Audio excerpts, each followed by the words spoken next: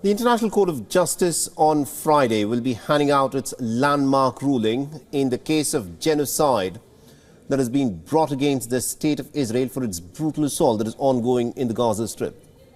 Now, the interim ruling will indicate if the International Court of Justice will order for some emergency measures that have been sought by South Africa to restrain the Israeli offensive in Gaza. Ahead of the closely watched verdict, the Israeli Prime Minister Netanyahu is reportedly meeting with some of the jurists that he can rely on to prepare for the ruling. South Africa's foreign minister is flying to The Hague in the Netherlands to be present for the World Court's verdict.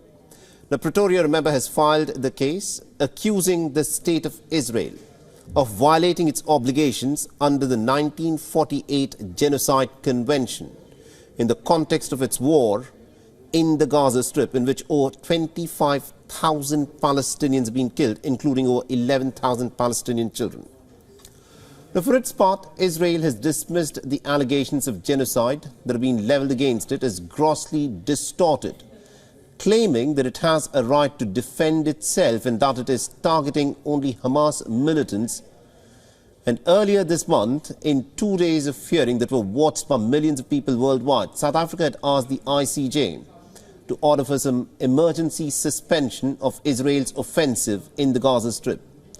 Now, the ICJ will not deal with the main question of whether Israel is committing acts of genocide on Friday, but it will look at possible emergency measures that it can issue out in terms of its order to restrain Israeli offensive.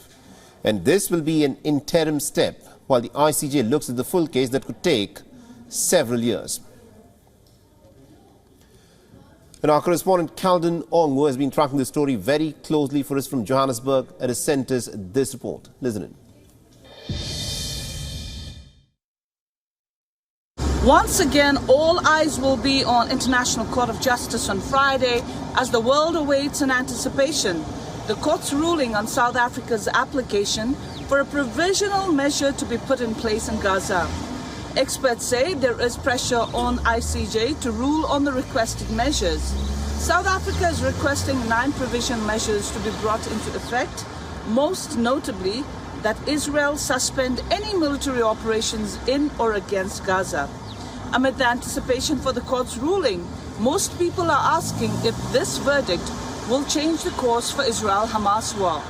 South Africa's legal team that represented the country say they did everything they could in their power and feel positive about the case, and they have left it up to the court to decide and do the right thing.